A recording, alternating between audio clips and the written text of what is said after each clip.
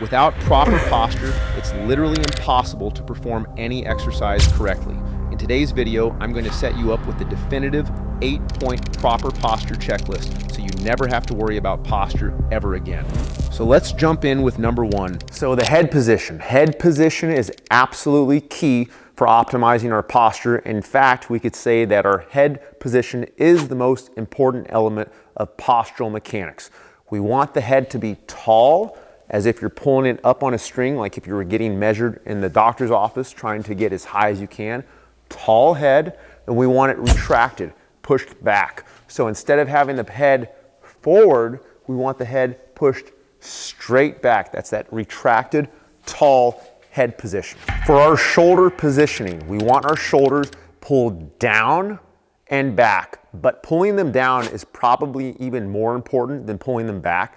A lot of folks, they have overly tight and overly active traps and shoulders, and their shoulders end up riding up somewhat high. We want to pull the shoulders straight down by activating our lats. Once you've pulled your shoulders down, then you can position them back. But if we don't position our shoulders down first, what ends up happening is our shoulders are still too high and we pull back. Now I have too much tension in my traps and in my neck and in my shoulders rather than activating the lats. So pull the shoulders down, then pull them straight back. Another cue that helps a lot of folks find their posture alignment is to think about military posture, or thinking about having the chest pulled out, keeping that big tall chest like you see some of the pictures of Arnold back in the day where he's posing, really getting that chest up. But you don't have to over exaggerate it, keep it natural, but still really keep that big chest position. Core mechanics are also a key element of optimizing our posture. A lot of folks, when they set their posture, their stomachs are bowed out. They're not activating their deep core muscles. We want to pull that stomach in nice and tight while we're bracing the abs like somebody's going to punch us in the stomach. We also want to make sure that we're adhering to the upper shoulders and the posture elements that we previously discussed, keeping the shoulders down and back while simultaneously pulling the stomach in. So both cues need to be done at the same time. So everything we've discussed with posture up to this point really deals with the stomach all the way up, especially talking about the shoulders and the upper back and our head position. But the hips and the pelvis also play a key role for optimizing our posture. So with this, we really have one of two categories that most folks will fall into. Either they're going to have excessive arch in their low back and excessive anterior pelvic tilt, or they're going to have excessive posterior pelvic tilt where their hips are kind of sagging forward. We obviously don't want either of those. We want the hips to be directly under our torso so that if we draw a straight line down from our head, or really our ears, all the way down from our shoulders to our hips, our knees and ankles, it's one straight line. So you can see my hips are directly under me. They're not sagging forward, they're not excessively pulled back. And a lot of this goes back to keeping that core nice and tight.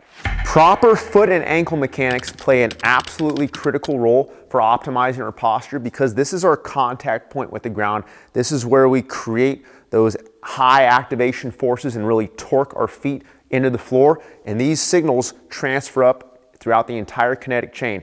If our feet are screwed into the floor, where we're aggressively gripping the floor, especially with those big toes, and then if our feet are perfectly straight, as you see here, they're not rotated out.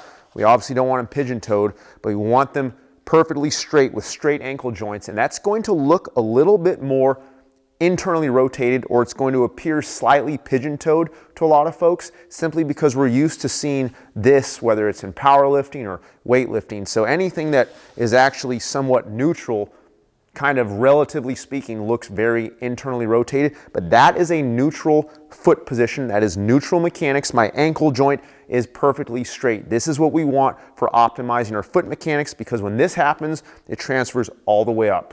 The next topic that I want to go over that a lot of people don't think about when it comes to postural mechanics is our mouth activation, our jaw mechanics, and our breathing patterns. And so this is a kind of a complex topic, but really to optimize our posture, the research shows that we want to have our mouth closed and breathe through our nose. So this is basically nasal breathing versus mouth breathing, which mouth breathing is not as efficient and it's also not as good for posture. When we nasal breathe, not only do we get more oxygen utilization of the tissues and we have better nitric oxide release through the parasinuses. We also become a lot more parasympathetic or relaxed even under controlled aggression situations. We have less fight or flight, but perhaps the most important element of this facial activation and this jaw activation with the nasal breathing is we close or we seal our mouth shut firmly, and that activates the muscles around the mouth and the jaw, and that has a direct impact on the other muscles of my upper back and my lats. And now I actually have better posture mechanics because those muscles around the jaw and face are activated. So it all goes back to our breathing mechanics. We want the mouth to stay closed. We want to breathe through the nose. And as a result, we'll have better posture. And if we contrast that, mouth breathing, where our mouth is open, tends to lead to a more head forward posture where these muscles around the jaw and the face, they're not as activated, they're passively kind of engaged, they're not doing much. As a result, our posture tends to be more sloppy. It's much more difficult to activate our lats. When we close the mouth, all those postural muscles, they activate. So we just went through quite a few tips and cues on how to optimize our posture. And for some people that can be a little bit overwhelming. But one additional cue that I found to be very helpful to make all of those tips and all of those pointers come together like one puzzle is focusing on full body tension, maintaining that full body tightness or that maximal stiffness from head to toe. When we do that, not only are we creating more muscle activation, but it helps to stack our joints, because when we activate the muscles in our face, we activate our upper back and lats with that full body tension. It pulls our shoulders down and back, creates that nice tight core. It glues our feet into the ground nice and aggressively. So what ends up happening is we're basically stacked like one tall column all the way from our head down to our feet.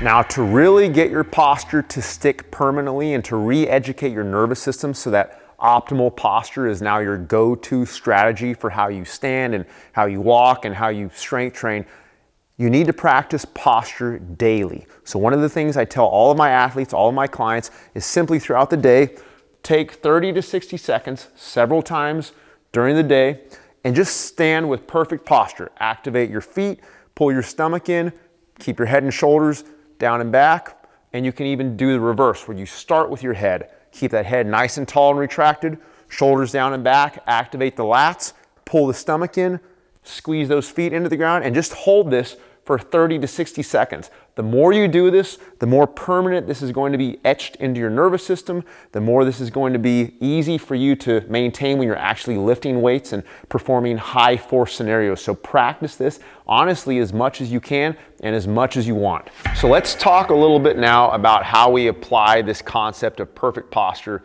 to exercise and to strength training, because posture is great, but we need to have an application method and we need to have an actual use for it.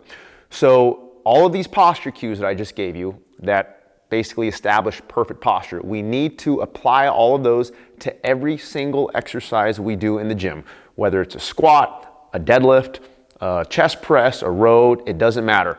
Those elements of optimal posture mechanics, they need to be executed on every exercise. Otherwise, you're going to be compromising your form and your alignment, and you're probably going to have biomechanics that aren't ideal on that movement pattern. Now, here's what's very cool in my opinion, is that if you set your posture, you implement all of these cues, and then you basically transfer it to any of the movement patterns, squat, hinge, press, pull, what you're going to find is that your technique almost naturally comes together. You're not going to have to focus that much on some of the other smaller cues. Your limbs, your appendages, your joint angles, they're almost going to naturally come into their proper position. And again, you're not going to have to over cue your body. So this really cuts down on some of this excessive coaching and excessive cueing and having to remember, 20 or 30 different steps for every exercise. If you lock in your posture with all the elements that we just discussed and you apply that to every exercise, you'll be stunned at how well your technique comes together on pretty much every movement. And even if there is a small cue that you need to implement, it's going to be so much easier to address it because your body is locked in, everything's aligned, you have good positioning basically from head to toe. If you've watched any of my other videos, or if you know anything about my content, you know that I'm big on the whole 90-degree concept and 90-degree eccentric isometrics. I have some video tutorials and links below that go over more of that in depth. You can check those out.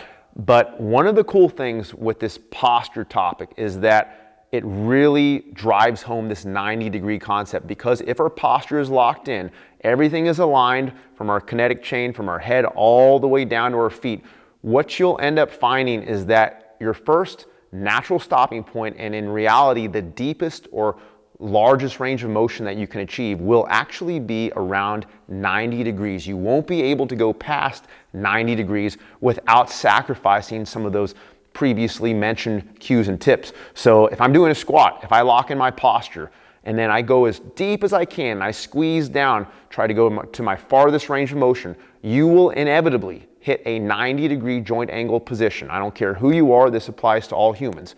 To go deeper, you're going to have to sacrifice some of those cues. I don't care who you are. Again, this is just fundamental science of human movement, nothing fancy. So just to recap on this point, if you're doing an exercise, you feel like your technique is off, you feel like you're having trouble finding the right positioning for your body, your limbs, your appendages, you're having difficulty with your motor control, go back to your posture, because 95% of the time, if something's off with your technique, it goes back to your posture alignment. You fix your posture, those other little issues dealing with your arm angle or your knee mechanics or where your hips are or what your limbs and appendages are doing, if you lock in your posture, you fix that, you'll end up cleaning up those other technique issues. Now, before I wrap up this video, I want to highlight something that's pretty important, because you have some people in the fitness industry saying that posture is really not that important, and then you have other people like myself that would suggest it's one of the most important things that we can talk about. This comes down to basically whether or not we're in a dynamic or a static situation, or whether we're in more of a resting or very active high force scenario. So the general rule of thumb that I like to use is that the lower the forces and the more at rest you are, the less important posture is. And I'm not saying that you can just abandon perfect posture when you're sitting. We still want to have some semblance of good posture, whether we're sitting at a desk or whether we're just standing in place. We don't want to have sloppy posture, but it doesn't need to be overly strict or overly perfect. The higher the forces get, the more intense the activity is, and the more force we have to absorb, and the more dynamic the movement is, the more important perfect posture becomes. So if it's something like strength training or plyometrics or playing an intense sport where we're producing a lot of force and power, posture becomes much more critical, because not only do we have to transmit force optimally, but we have to be in the right position to absorb force so that we're protecting our joints, and the posture is key for that. What I just went over in this video is basically the do's and don'ts of proper posture. So try to implement these techniques, try to execute them as well as you can into your training, and I guarantee you're going to see a massive improvement, not just during your strength training sessions, but throughout your daily living. Hey guys, I'm excited to announce that my brand new book, Movement Redefined Fundamentals, is out, and it's completely free. It's on my website, advancedhumanperformance.com, and it gives all the details of the 90-degree eccentric isometrics protocol, and it just gives all the fundamentals that you need to maximize your strength training and gain as much muscle as possible, as well as optimizing your joint health. So check it out. Again, it's completely free.